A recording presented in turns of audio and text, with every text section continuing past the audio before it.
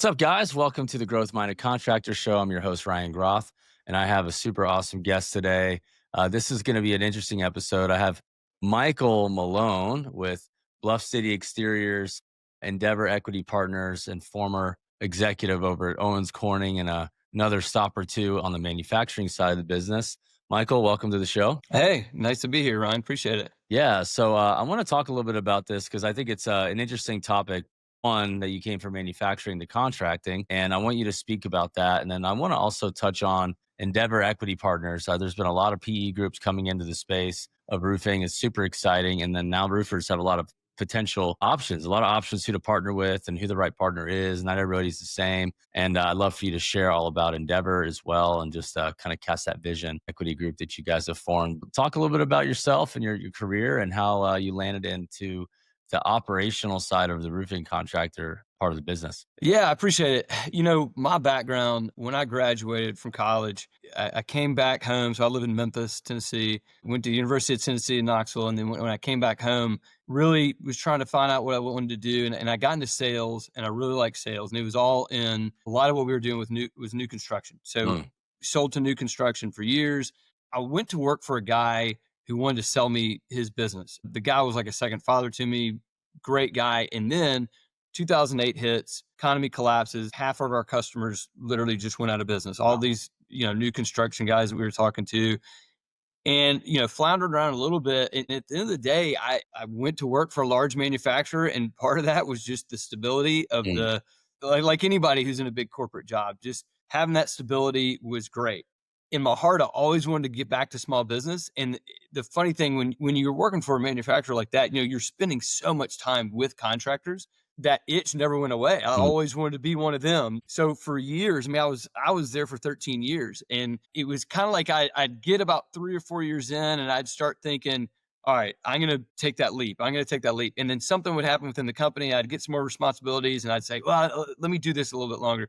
And you just get, I mean, anybody in a corporate job will tell you this is just what happens, right? You get there long enough, the perks are so good. And, I'm watching these contractors, and some of them are going out of business, and that is scary. But then I'm seeing other ones that are doing really, really well.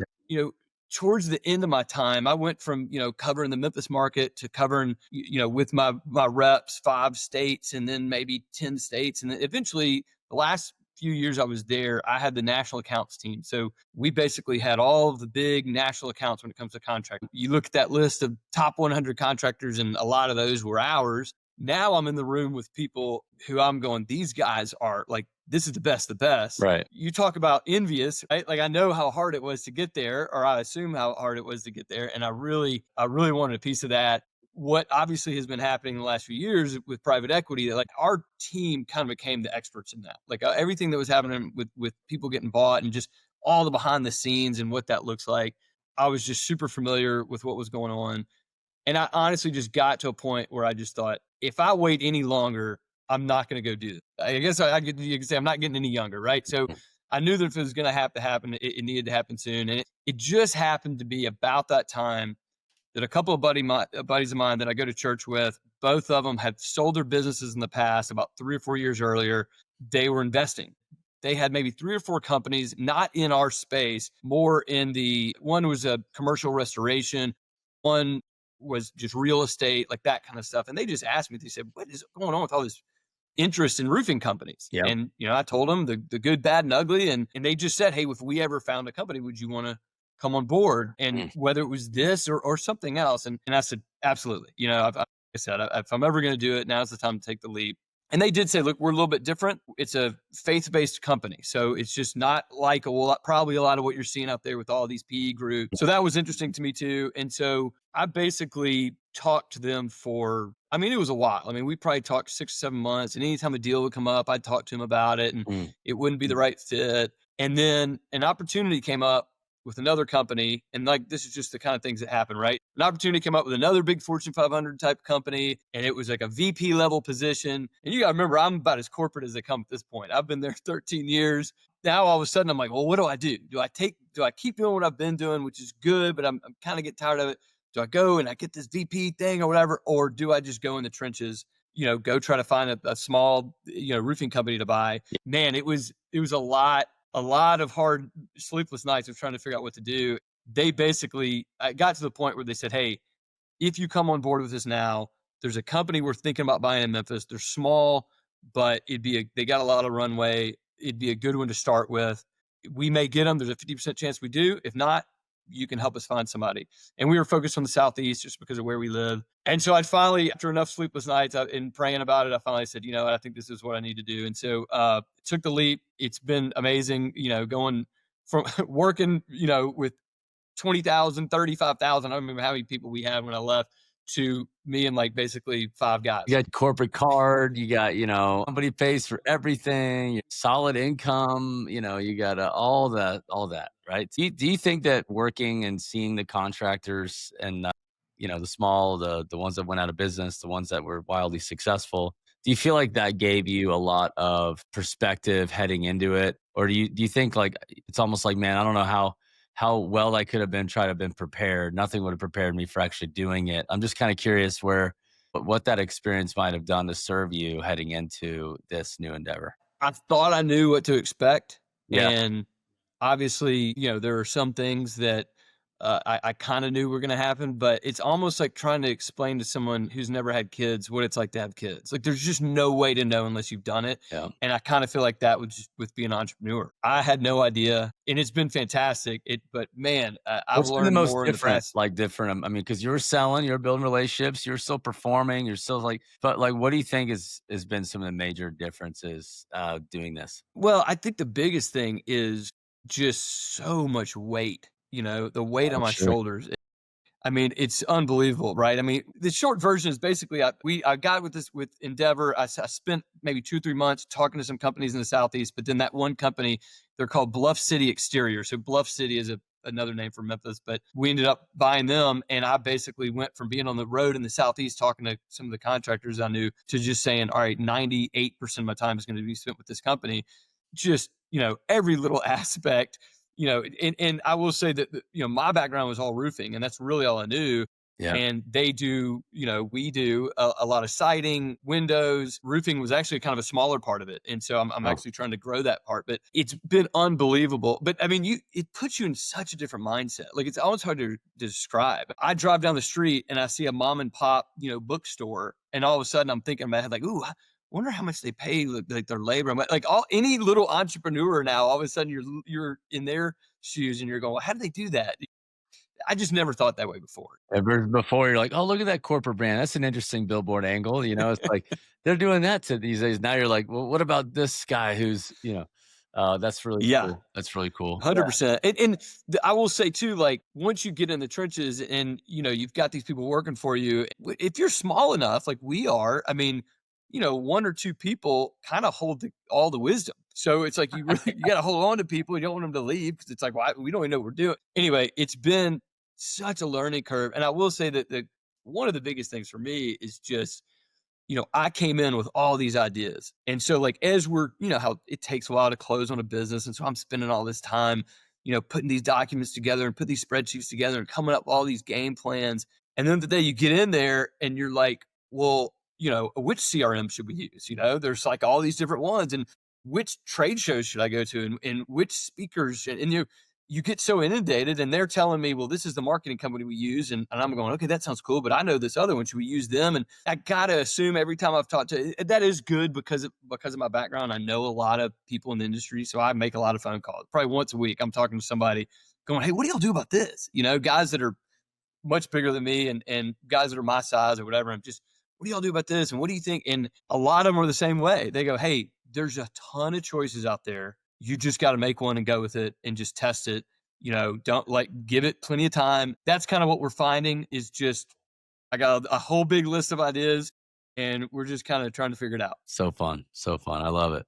Yeah. Yeah, I love that. I love the reality is that there's a lot of weight. What we share is the faith element, and that's also part of the journey is learning how to trust the Lord and have Him take the burden and not just try to carry it ourselves, which is easier said than done because there's a reality of I got stuff to do. This is a baby that is either gonna die under my care or live or Yeah. prosper. And there's a lot that goes into it. But let's talk about Endeavor Equity Partners, and I'd love for you to cast some vision on what this is about. And I love that you're very bold on your LinkedIn, specifically around the faith side on Endeavor. I think that there's probably some listeners out here who share those beliefs that it would be really interested in hearing from you all of the things that go into it, what you guys care about, your vision, your mission, things like that. You know, it's funny when people heard that I was leaving and they heard I was going with an investment group. I just kept hearing, "Oh, you're going to work for private equity. You want to?"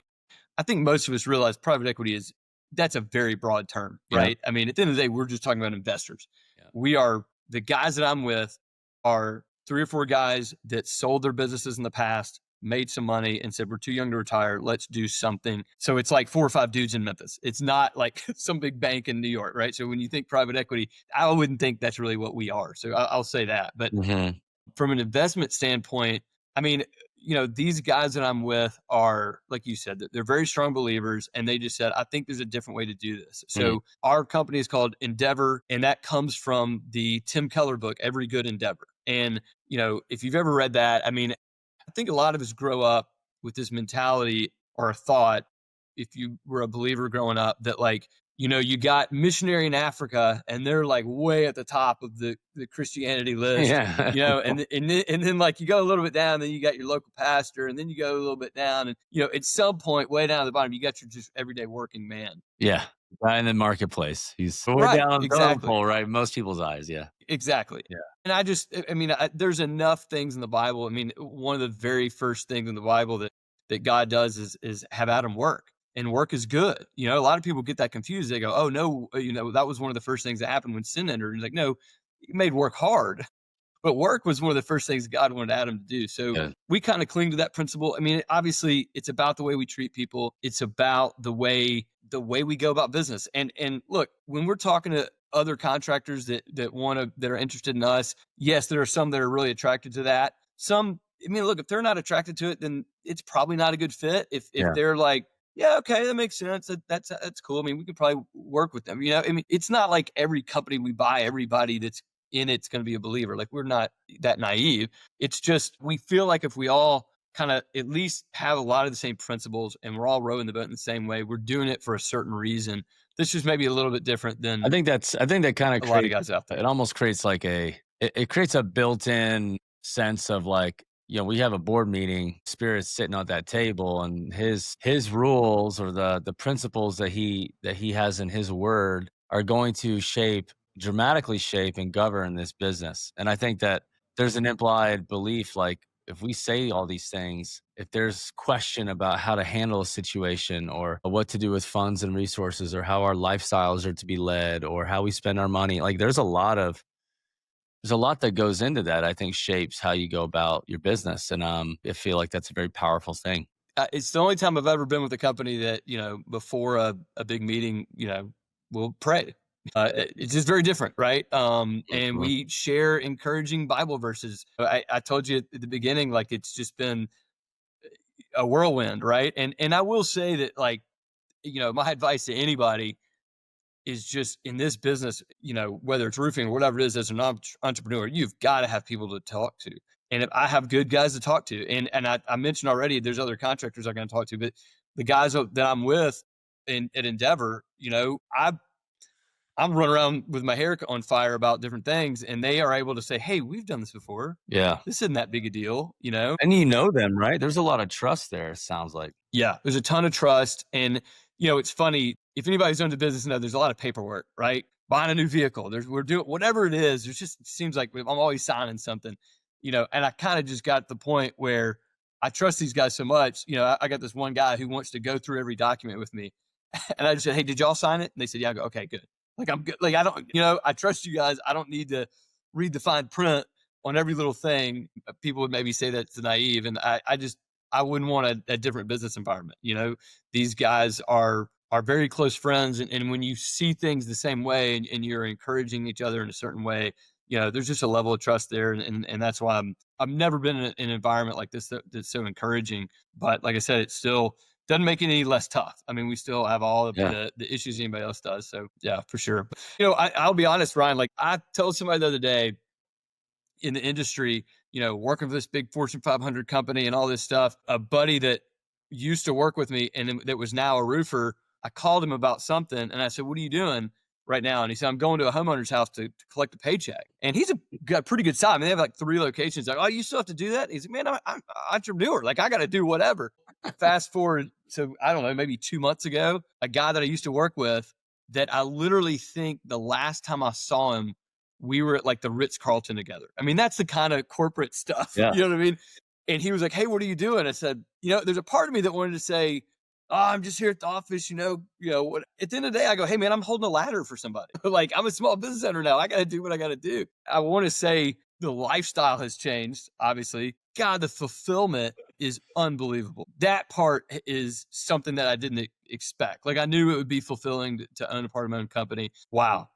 I didn't expect it to be this much. And like I said, being able to do it with guys I know and trust has been really cool. And like I said, just being on this side of it and seeing roofers that I've always respected and now going up to them and being, "Hey, I'm one of you now." And man, this is really hard and it's really fulfilling. And I know now why you guys do this. I love it, man. All right, sweet. So let's wrap the podcast with the types of businesses that you'd be interested in acquiring and bringing into Endeavor. You mentioned Southeast Believers. Are those correct? Is there a retail insurance ratio you're looking for? Commercial, Yeah. residential. Give me a sense of that, and what else would somebody want to know that you would feel free to share on this? For sure. I mean, I've talked to contractors all over, right? I think ideally, the perfect situation for us would be someone in the Southeast, only because I'm not gonna lie, the last 5 years I spent on a plane every single week, and I don't want to do that anymore. So if I could drive to wherever you are, that would For be sure. great. Yeah, I'm with you. We've been talking to some folks in, just like I said, in the Southeast. I'm way more interested in the retail angle than anything. Look, if a company does mainly insurance, hey, let's look at the books. Let's talk. Just personally, I think we all know some of those changes that are coming in the insurance, and I'd love it if it was somebody, even if it was somebody like, "Hey, we've been doing insurance for years, but we're starting to figure out this retail model." Right. It just seems like a place that the industry is probably going to end up, all over the country. So we are a little more interested in that. I think guys that are believers that have the same background as us, that have some of the same belief systems, I just think that's probably a better fit. I think they're A gonna. retail, like any revenue or like stage of the entrepreneur, like would you want them to have a lot of tread on the tires still and like be in the game with you guys and like have a core team that I think that Yeah, there's definitely deals happening where the owner's out, right? They're not staying on and different things like that. yeah. That's a great question. And man, we have seen every version of that, right? I've seen the young guys that just want a payday, but they're like, "No, we want to stick around. We don't have anything else we want to do." I've talked to the guys that want to retire. I mean, from revenue standpoint, I mean, I think we've found, and I'm sure you've seen this too, if you're 10 million in revenue and you're $1 million in EBITDA, you're probably answering the phone every other day from somebody interested in talking to you. We've talked to Yeah. those guys too. And that's fine. And if that's what we want to do, that's fine. We've also spoken to some guys that were in that and they just said, we just haven't found the right fit. We haven't Yeah. found the right people to talk to. So I'm okay with that. If they're smaller than that, that's fine. I think the biggest deal for us is just, what does the leadership team look like going forward? Because Yeah. what I would love to see is a situation where if the owner does want to retire, does he have a GM that's been there a while, that knows the ropes, that can step in? Have skin Or do in the we game have a too, right? That'll be motivated to continue forward, right? 100%. Like that to me is the ideal situation. A guy that wants to stick around and help run this company that he's known for so long. We've seen a few of those deals. I'd love to talk to more people with that kind of deal. A lot of the guys we talk to, and I'm sure other investment groups kind of say the same thing.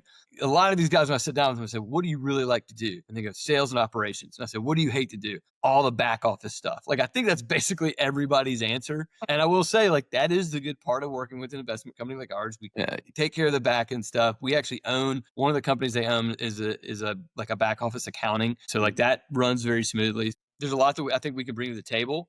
I make no apologies. We're very young at this. When we bought Bluff City and Bluff City Exteriors, we kind of created a separate division, Endeavor Exteriors Group. And so if we buy companies like that, personally, because I come from roofing and because I know roofing more, I'd rather them be maybe a little more roofing minded. But like I said, the company we bought right now it's 65 to 70% siding, and we love this company and we're doing great things with it.